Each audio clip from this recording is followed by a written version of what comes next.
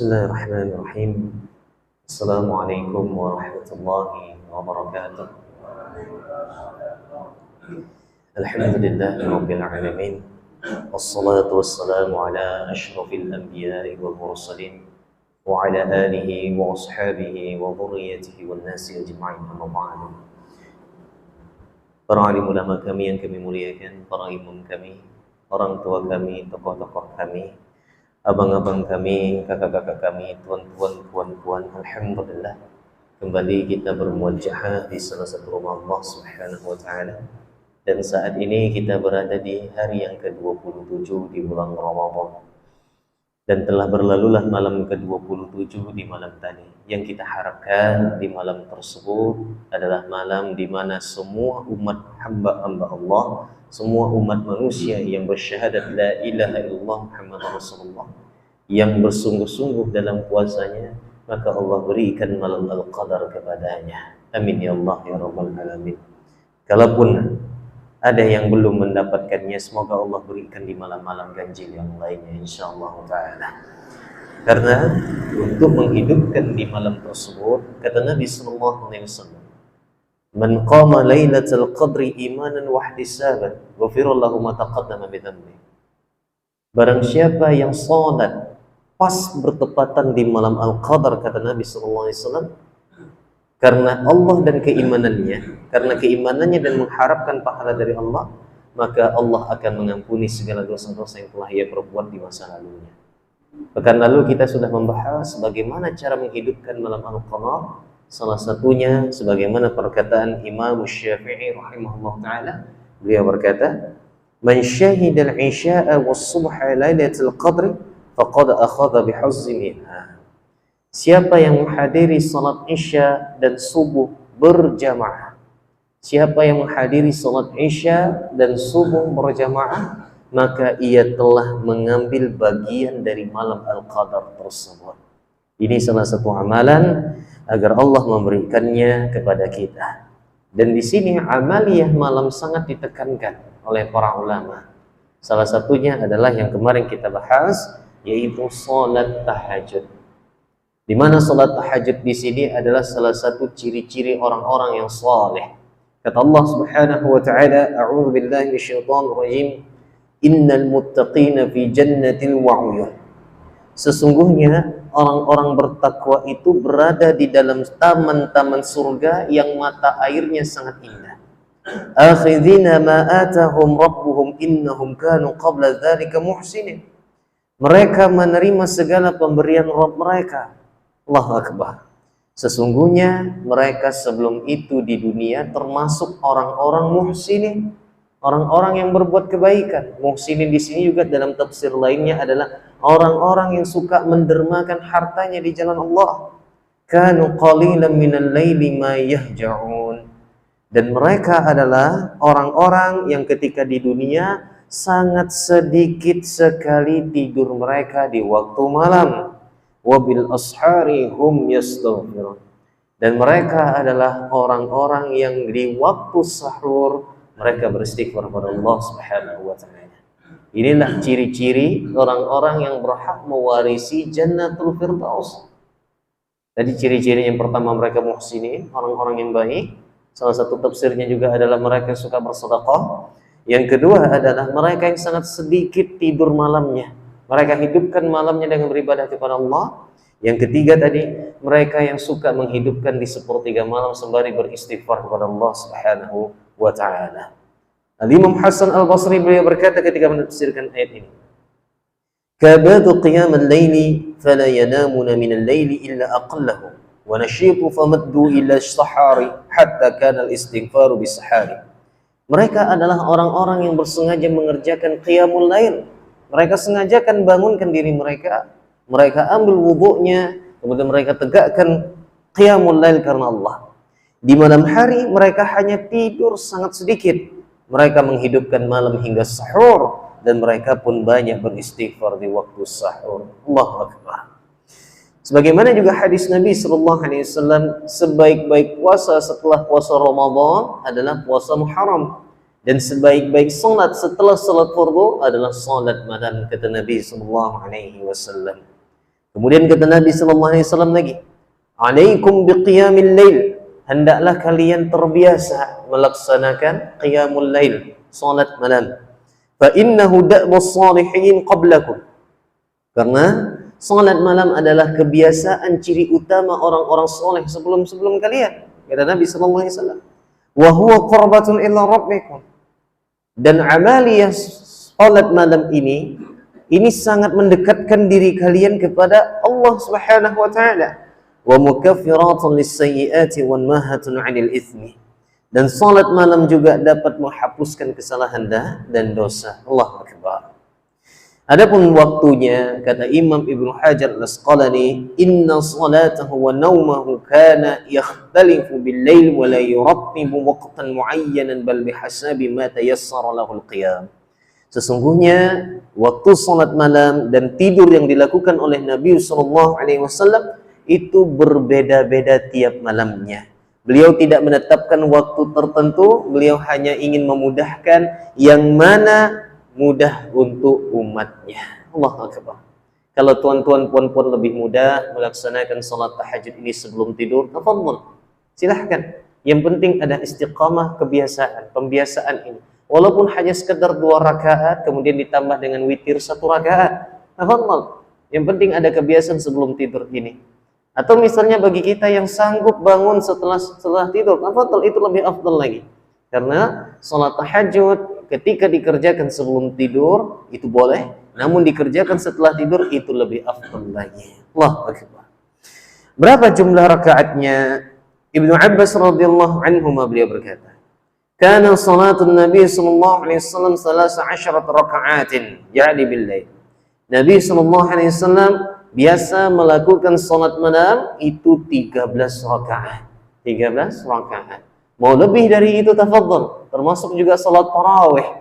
Salat tarawih bagi kita yang tak cukup hanya sekedar melaksanakan 11 rakaat, mau ditambah tafadhol.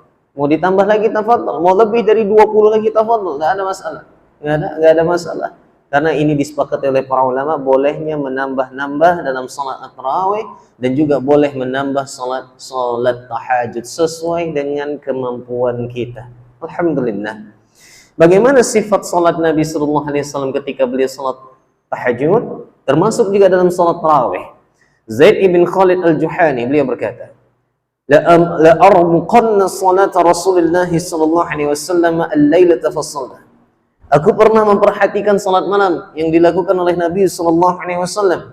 Beliau pun melaksanakannya dengan 2 rakaat ringan, 2 rakaat salat ringan. Artinya adalah ketika Bapak Ibu ketika sudah bangun dari tidurnya, sudah misalnya bangun jam 3 misalnya, maka ada salah satu sunnah salat yang zaman sekarang sudah jarang diamalkan. Apa itu? Namanya salat sunnah 2 rakaat ringan. Salat sunnah ringan 2 rakaat, atau disebut dengan para ulama salat sunnah mutlak.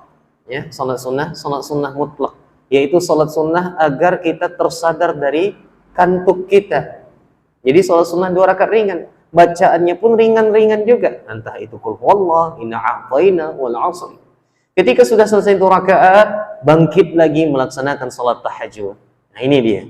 Bagaimana sifatnya Nabi sallallahu alaihi wasallam salat tersebut? 2 rakaat pertama itu panjang-panjang.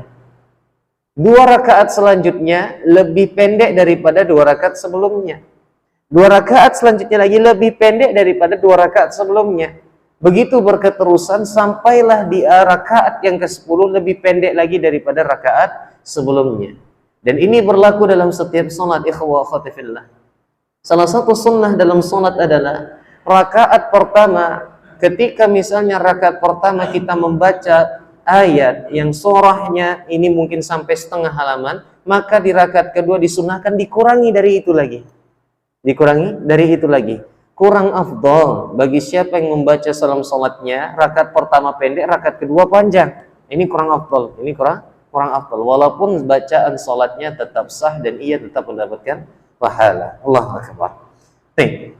Saking luar biasanya salat tahajud ini, Rasulullah SAW pernah mengqadha salat tahajud ini karena beliau punya kebiasaan melaksanakan salat sunnah tahajud ini. Dan makruh bagi kita, Bapak Ibu yang dulu pernah terbiasa melaksanakan salat sunat tahajud. Bahkan alhamdulillah atas izin Allah istiqamah melaksanakan salat sunat tahajud. Tiba-tiba karena kesibukan dunia, tiba-tiba karena kesibukan yang sifatnya mubah, mulailah salat sunat tahajud ini hilang kebiasaannya. Maka hukumnya kata para ulama makruh bagi kita yang punya kebiasaan salat sunat tahajud tapi kita tinggalkan, tak pernah kita lakukan lagi. Sebagaimana Abdullah ibn Amr ibn As pernah dinasihatkan oleh Nabi sallallahu alaihi wasallam. Ya Abdullah, wahai Abdullah, la takun mithla fulan, janganlah engkau seperti fulan, kana yaqumul laila fataraka qiyamul lail. Dulu dia adalah orang yang rajin melaksanakan salat malam, tapi sekarang dia tinggalkan kebiasaan tersebut. Janganlah seperti fulan. Ini celaan dari Nabi sallallahu alaihi wasallam. Ini salah satu amal soleh yang perlu kita persiapkan di 10 terakhir Ramadan. Apalagi sekarang sudah bertepatan di 27 Ramadan. Apalagi yang perlu kita persiapkan Bapak Ibu yang saya muliakan. Nah, ini dia. Yang paling penting yang dipersiapkan karena sudah penghujung di bulan Ramadan adalah zakat. Zakat. Insya Allah akan kita bahas tentang 8 asnaf orang-orang yang berhak menerima zakat tersebut. Zakat Bapak Ibu yang saya muliakan itu terbagi dua secara umumnya. Ada yang namanya zakat fitrah, ada yang namanya zakatul mal. Zakat fitrah adalah zakat jiwa, sedangkan zakat mal ada zakat harta. Sebagian ulama di zaman sekarang mereka berbeda pendapat apakah amil zakat diperlukan untuk zakat fitrah. Sebagian ulama mengatakan tidak perlu. Karena kenapa? Yang namanya zakat fitrah itu cukup kita sendiri yang mengantarkannya. Ambil beberapa tekong beras atau makanan pokok di sebuah negeri, udah kita antarkan kepada orang-orang yang berhak menerimanya. Maka karena itu sebagian ulama ini mengatakan zakat fitrah itu tidak diperlukan amil. Dan zakat fitrah itu hanya diperuntukkan untuk fakir miskin, tidak ke semua 8 asnaf. Ini sebagian ulama, khususnya ulama-ulama di Arab Saudi yang berpendapat demikian. Namun sebagian lagi ulama berpendapat zakat fitrah tetap diperlukan amil untuk perataan. Untuk perataan pembagian makanan pokok ke seluruh orang yang berhak menerimanya. Dan tentu 8 asnaf ini secara umum juga berhak untuk menerimanya. Kalau di kita di Indonesia, insya Allah ta'ala kita mengambil pendapat yang kedua ini, yaitu zakat fitrah memang diperlukan juga amil agar perataan kemana-mana, tidak berat pada satu titik saja, kemudian dibagikan kepada 8 asnaf. Wallahu a'lam. Kembali kepada prinsip kita masing-masing, kembali kepada latar belakang pendidikan kita masing-masing, dan di sini perbedaan pendapat yang wajib kita toleransi dalam kedua-duanya. Baik, Bapak Ibu yang saya muliakan. Zakat fitrah ini ditunaikan kalau bisa sebelum dari sholat sunnah Idul Fitri. Walaupun kalau kita kaji-kaji fikihnya lebih dalam lagi, ternyata ada beberapa ulama yang masih membolehkan memberikan zakat fitrah setelah sholat Idul Fitri. Tapi untuk kehati-hatian jangan sampai itu terjadi, karena mayoritas ulama menyebutkan tidak sah zakat fitrahnya. Zakat fitrah tidak melihat mampu atau tidak mampunya oleh seorang hamba. Zakat fitrah itu memang diwajibkan untuk seluruh jiwa. Bahkan kalau ada anak bayi yang lahir di malam takbiran, mereka sudah wajib untuk melaksanakan zakat fitrah, yaitu dibayarkan oleh keluarganya, ayahnya, orang tuanya, wajib, ya, wajib bagaimanapun kondisi seseorang tersebut. Ini dia. Baik. Adapun zakat mal ini dilihat dulu haul dan nisabnya, Dan zakat mal ini sangat wajib harus ada amilnya. Karena tugas amil adalah menghitung zakat mal ini. Berapa penghasilannya, sudah sampaikah nanti nisabnya dan haulnya, nanti dihitung-hitung berapa persen dari hal itu semua. Karena amil memang sangat diperuntukkan tugasnya untuk zakat mal. Contohnya saja misalnya tentang zakat pertanian. Di situ dilihat dulu. Kalau pertaniannya ini airnya dialiri oleh air biasa, zakatnya sekian persen. Tapi kalau airnya dialiri oleh air hujan, maka zakatnya bisa sampai 10%. Allahu Akbar. Ini luar biasa tentang zakat mal.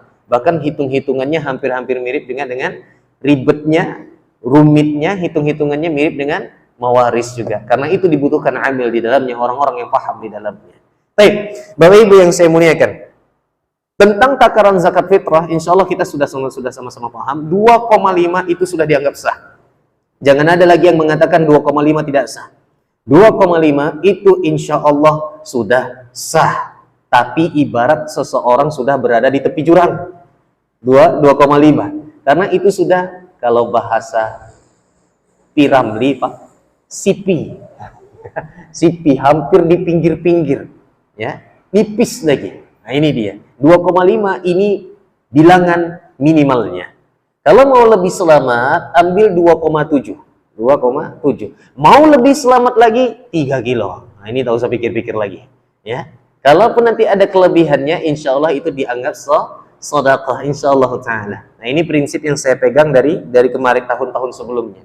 Saya, Bapak Ibu yang saya muliakan, kalau ingin berzakat fitrah, saya bulatkan saja satu orang itu 3 kilo. Walaupun di pemerintah kita 2,5 itu memang tepat juga, sesuai dengan fatwa MUI juga, ya, sesuai dengan fatwa MUI juga, dan itu sudah dikatakan sah. Tidak ada yang boleh mengatakan 2,5 tidak sah. Sah insyaallah taala. Baik. Apa yang dibayar?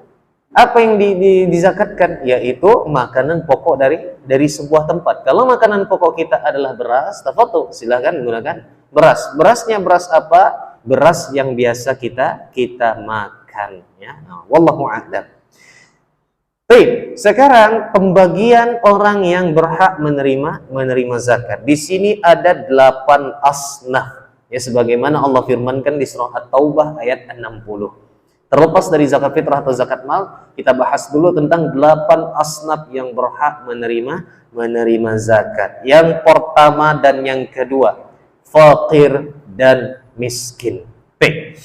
Bagaimana kategori fakir dan miskin tersebut?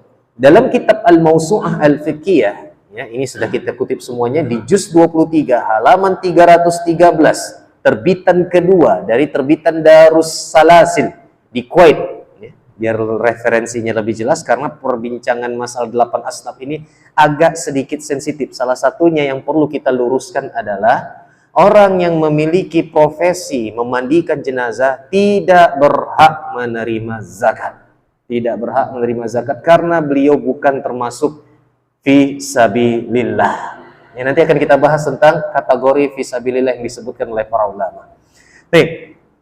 Faqala Asy-Syafi'iyyah wal Hanabilah. Berkata ulama Syafi'iyah dan Hanabilah, al-faqiru man la mala lahu wa la kasba yaqa'u mawqi'an min hajati. Yang namanya fakir adalah orang yang tidak punya harta dan usaha yang dapat memenuhi kebutuhannya. Kaman hajatuhu asyaratun, seperti kebutuhannya, seperti misalnya kita anggap 10.000 tiap harinya, itu sulit baginya. Fala yajidu syai'an aslan. Ia sama sekali tidak dapat memenuhi kebutuhannya. Untuk memenuhi kebutuhannya 10.000 saja sehari, ia sangat sulit untuk memenuhinya. Ini kategori fakir. Sedangkan kategori miskin adalah, kata para ulama di sini, fa in kana yajidu nisfa aw akthara wa la yajidu kullal asharati fa miskin. Adapun miskin adalah orang yang hanya dapat mencukupi separuh atau lebih dari separuh kebutuhannya, namun tidak bisa memenuhi keseluruhannya. Nah, ini dia. Kata Nabi SAW, la hadza fiha li ghaniyin. Tidak ada zakat bagi mereka yang berkecukupan. Berkecukupan ini apa? Cukup memenuhi kebutuhan primer, bukan sekunder. Primer hidupnya. Kalau kebutuhan primer sudah tercukupi olehnya, maka tidak boleh baginya menerima zakat tersebut. Standar seseorang tidak boleh menerima zakat, kata para ulama, lagi-lagi kita nukil dari kitab Mawsu'ah Al-Fiqhiyah Al-Kuwaitiyah juz 23 halaman 314. Di sini disebutkan, faqala al-jumhuru minal malikiyyati wasyafi'iyyati wa huwa riwayatun an Ahmada qaddamaha al-mutaakhiruna min ashabih. Berkata ulama jumhur, mayoritas ulama berkata, termasuk mazhab Malikiyah, Syafi'iyah dan sebagian dari mazhab Hambaliyah, mereka berkata, innal amra mu'tabarun bil kifayati. Standar seseorang dikatakan cukup ataukah tidak. Faman wajada minal athmani aw ghairiha ma yakfihi wa yakfi man yumawwinuhu fahuwa ghaniyun la tahillu lahu zakatu. Standarnya adalah jika ia memiliki harta yang mencukupi diri dan orang-orang yang ia tanggung, maka tidak halal zakat untuk dirinya. Kecuali ada orang-orang yang ketika dia bekerja, dia cukup untuk memenuhi dirinya sendiri. Tetapi karena dia punya tanggungan anak dan istri, menjadi tidak cukup. Dan dia berhak menerima zakat. Ini dia. Nah, ini bukan pembahasan kita. Memang ada hadis dan ada beberapa sedikit pendapat ulama yang berkata, tapi sekedar pengetahuan wawasan Bapak Ibu saja. Ada sebagian ulama yang berpendapat juga, ada kategori miskin yang tidak boleh menerima zakat. Apa itu? Mereka orang yang miskin, namun rajin dan kuat untuk bekerja. Ya, ada memang ulama yang berpendapat demikian, karena berdasarkan pada hadis Nabi, kata Nabi Shallallahu Alaihi Wasallam, la hazza fiha la ghaniyin wa la lidhi mirratin muqtasibin. Tidak ada zakat untuk orang yang berkecukupan dan tidak ada pula zakat bagi orang yang kuat bekerja. Namun pendapat mayoritas ulama adalah yang kategori miskinan, walaupun dia kuat bekerja tetap boleh menerima zakat. Maksud kuat bekerja ini panjang pembahasan dari para ulamanya, dan ini tidak kita bahas karena masih nomor 1 dan nomor 2. Nomor 3, yang boleh menerima zakat adalah amil zakat. Nah, amil ini kategorinya bagaimana? Nah, ini yang perlu kita pahami. Pertama, amil zakat di sini kenapa dia diperbolehkan untuk menerima zakat? Amil zakat tidak disyaratkan termasuk orang miskin, tidak. Karena amil zakat mendapat bagian dari zakat karena bekerjaannya. Jadi kalau ada amil zakat yang rumahnya 2 tingkat, berhak tetap dia menerima zakat tersebut karena pekerjaannya dia menjemput zakat.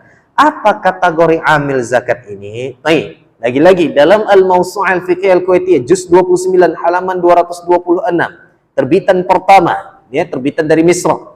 Al-amilu fil lughati biwazni fa'il min amilin. Amil secara bahasa Arab itu bermakna pekerja. Wa fil istilahi, adapun secara istilah, al-amilu 'ala zakati huwal mutawalli 'ala sadaqati was-sa'i li jam'iha min arbabil mali wal mufarriqu ala asnafiha idza fawaddahu al-imam bidzalika. Amil secara istilah adalah orang yang diberi tugas untuk mengurus zakat dan mengumpulkannya. Jadi amil itu datang ke pintu-pintu, Bapak Ibu. Sebenarnya tugas amil itu datang ke pintu-pintu, mengetok rumah, mengambil zakat, menjemput zakat. Nah, ini amil dalam artian hakikinya, ya. Jadi amil ini bukan hanya musiman setiap waktu Ramadan saja, dia datang ke pintu-pintu menjemput bukan hanya zakat fitrah saja, tapi zakat mal. Jadi zakat mal. Nih, kemudian ia membagikan kepada golongan yang berhak menerimanya. Syekh Said Sabiq rahimahullahu taala, beliau telah wafat.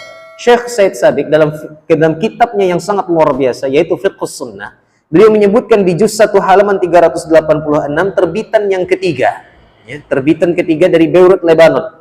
Beliau mengatakan, amil zakat adalah orang-orang yang diangkat oleh pemerintah, bukan mengangkat dirinya sendiri. Jadi yang namanya amil zakat adalah orang-orang yang, kalau bahasa kita sekarang, yang sudah di-SK-kan oleh lembaga pemerintah. Entah itu dari Basnas, entah itu dari KUA.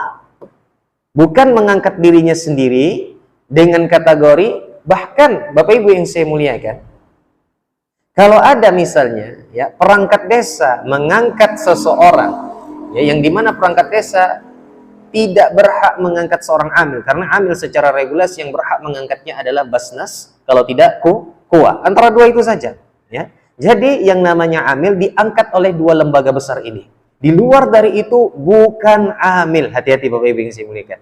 Hati-hati, bukan amil. Karena yang namanya amil adalah orang yang diangkat, di-SK-kan pakai surat keputusan oleh penguasa atau wakil penguasa untuk bekerja mengumpulkan zakat dari orang-orang yang berhak untuk mengeluarkan zakat. Nah, ini kategori amil.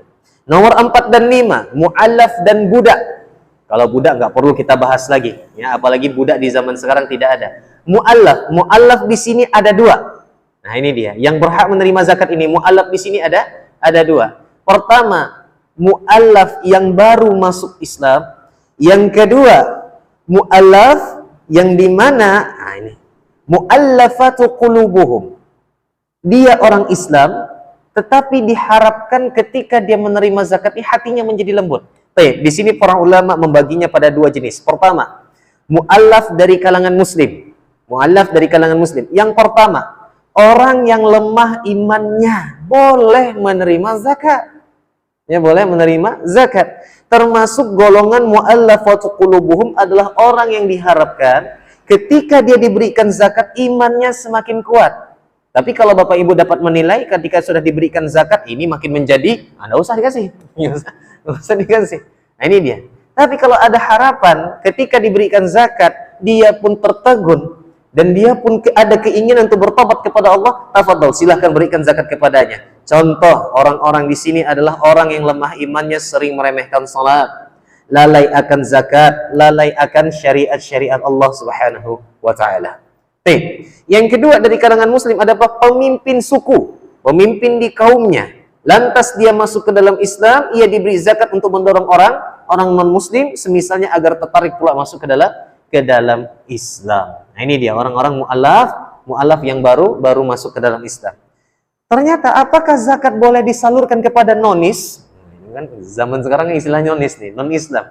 Apakah zakat diperbolehkan untuk disalurkan kepada non-muslim? Ternyata para ulama, jumhur ulama Bapak Ibu, boleh dengan dua catatan. Nah, dengan dua catatan. Yang pertama, orang non-muslim yang sedang tertarik kepada Islam. Jadi Bapak Ibu ketika zakat kepada Cristiano Ronaldo boleh. Si CR lagi wallahu alam ya, wallahu alam. Tapi rasanya tak layak pula awak menzakatkan ke dia. Gaji dia aja tuh kalah zakat. Subhanallah.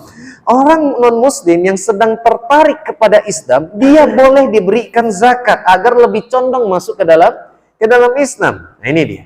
Yang kedua, orang non-muslim bagaimana yang boleh diberikan zakat? Orang non-muslim yang ditakutkan akan bahayanya. Ditakutkan akan bahayanya, ia diberikan zakat agar menahan diri untuk tidak mencelakai umat Islam. Nah, ini sebagaimana kita nukil dari kitab Al-Mughni jilid 7 halaman 319. Nah, ini mu'allaf. Nah, ini dia. Adapun orang memberikan zakat kepada orang yang sudah lama masuk Islam, sudah 10 tahun dia jadi mu'allaf, ya, dan sudah bagus Islamnya, maka tidak diberikan zakat untuknya. Yang keenam, gharim. Ya, gharim ini apa Bapak Ibu? Uang hutang. Uang yang berhutang. Cuma di sini hutang yang bagaimana boleh dia diberikan zakat. Nah, ini dia. Tidak sembarangan hutang. Tidak sembarangan orang yang berhutang. Kita ambil pengertian itu apa itu gharim dulu. Wa amal gharimun, kata Imam Ibnu Katsir dalam tafsirnya jilid 4 halaman 168. Adapun orang yang gharim yang boleh menerima zakat, fahum aqsabun, ada dua. Faminhum man tahammala hamalatan aw dhamina dainan falazimahu fa ajhafa bimalihi. Ya. Yang pertama adalah orang yang menanggung suatu tanggungan atau menjamin suatu utang hingga ia harus dilunaskan.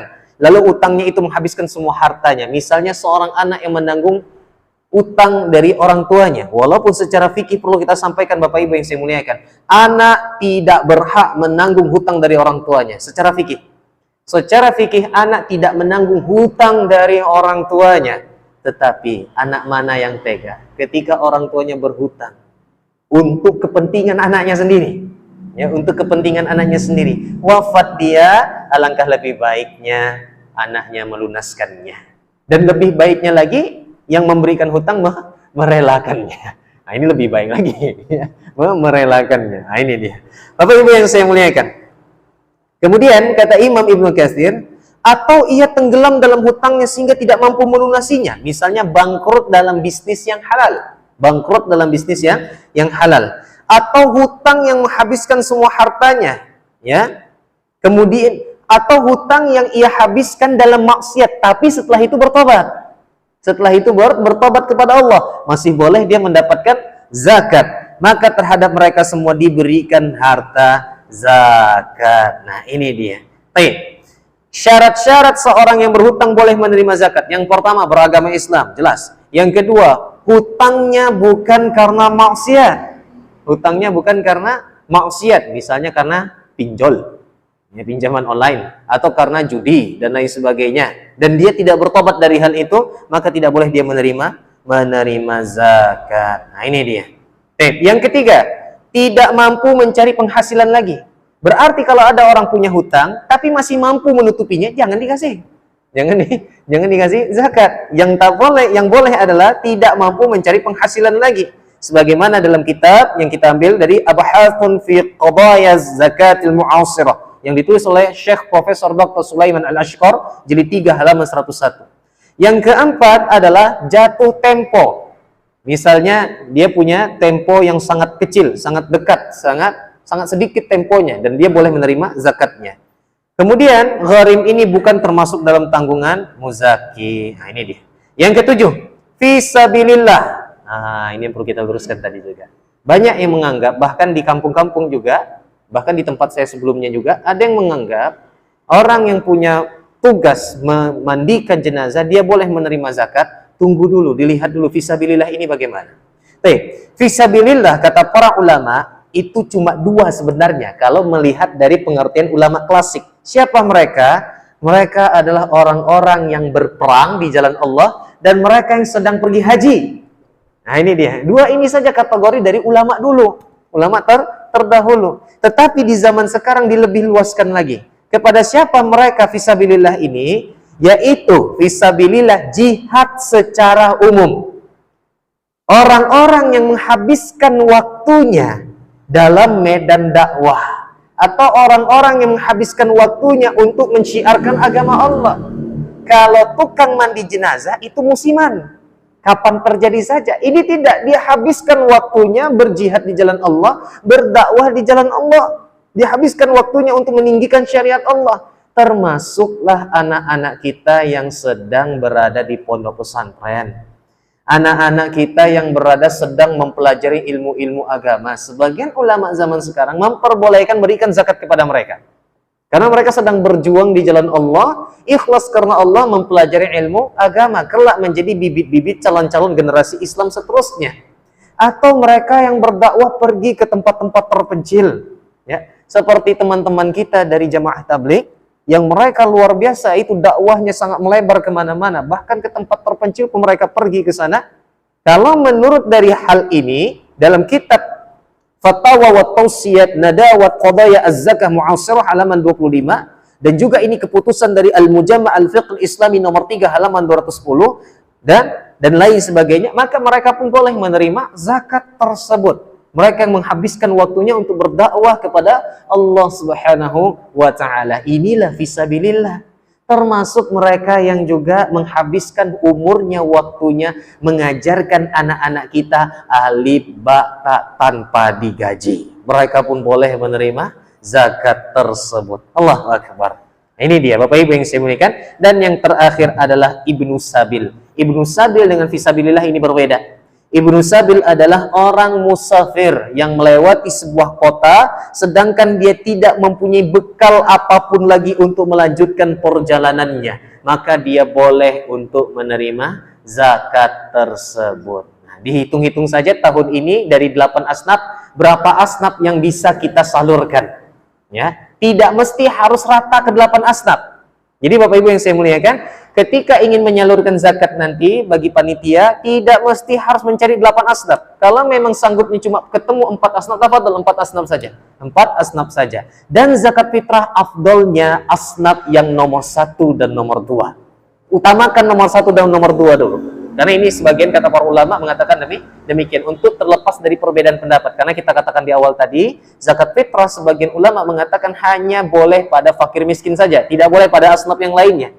Ya, walaupun mayoritas ulama masih memperbolehkan 8 asnaf, tapi mereka tetap mengatakan afdolnya utamakan nomor 1 dan nomor 2, agar nanti ketika raya semua dapur ngepul asapnya. Ya, itu tujuan zakat fitrah, ngepul semua asapnya. Bapak Ibu yang saya muliakan, terakhir mungkin ada yang bertanya, bagaimana tentang zakat uang? Karena di zaman sekarang bukan hanya butuh dari makanan saja, zakat uang kayaknya lebih bermanfaat. Biar mereka bisa beli baju baru juga. Baik, di sini mazhab Syafi'iyah tetap tegas menyebutkan tidak boleh zakat menggunakan uang, kecuali beras sudah dibeli oleh panitia masjid, lalu datang orang ingin berzakat, aditif untuk membelikan beras yang ada sudah di depannya, itu boleh insyaallah. Tetapi kalau misalnya hanya uang saja, sepakat ulama mazhab Syafi'iyah entah yang dulu sampai sekarang tetap tidak mensahkan zakat dengan uang. Sekarang yang jadi permasalahannya di Indonesia tetap mensahkannya, mengambil pendapat siapa?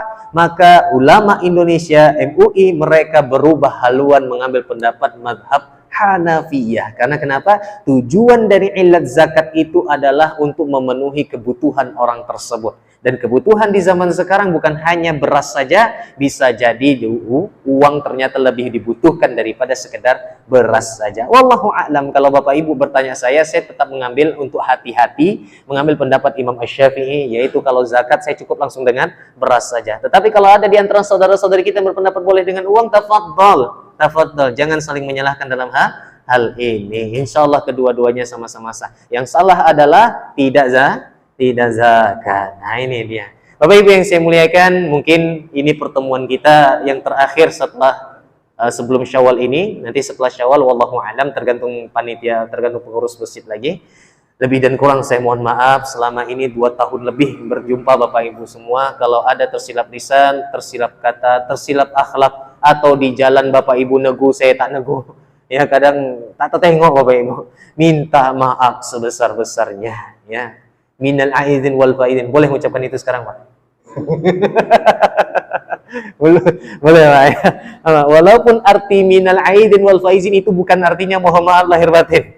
Ya, itu hanya sekedar istilah saja. Istilah kebiasaan kita di Indonesia, adat istiadat saja. Adat istiadat saja. Nah, ini dia. Minal aidin wal faizin, mohon maaf lahir dan batin. Sunnahnya ketika hari raya adalah taqabbalallahu minna wa minkum wa siyamana wa siyamakum kullu amin wa antum lil khair. Nah, ini hafalkan Bapak Ibu. Jadi barang siapa nanti yang mau buat flyer, gambar-gambar selamat Idul Fitri, itu cantumkan di bawahnya. Taqabbalallahu minna wa minkum wa siyamana wa siyamakum kullu amin wa antum lil khair. Kalau ada yang mau minta tulisan teksnya, WA saja saya.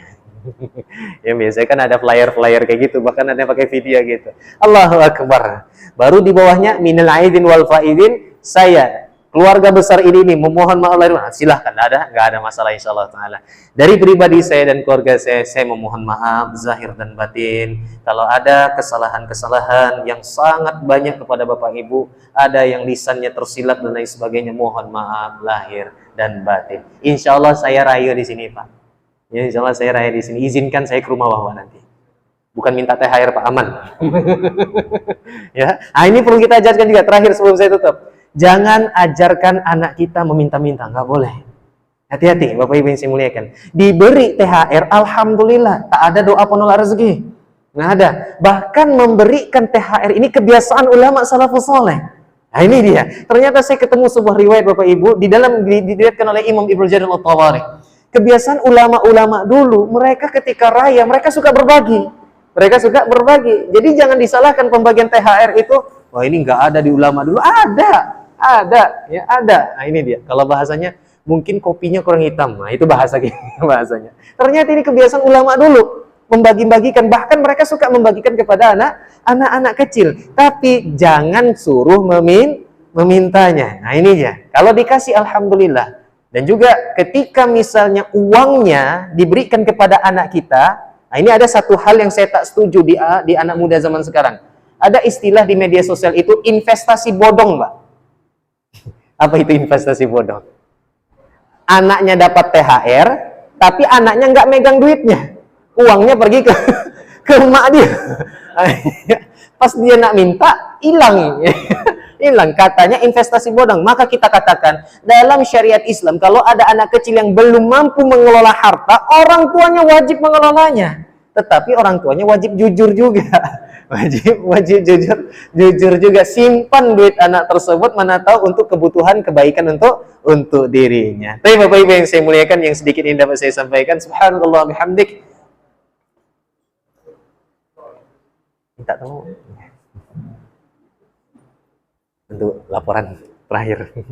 Subhanallah bihamdik, asyhadu an la ilaha illa anta, astaghfiruka wa atubu ilaik. Assalamualaikum warahmatullahi wabarakatuh.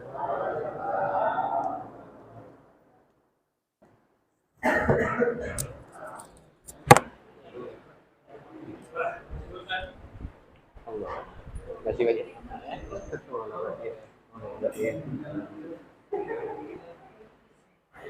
Wah,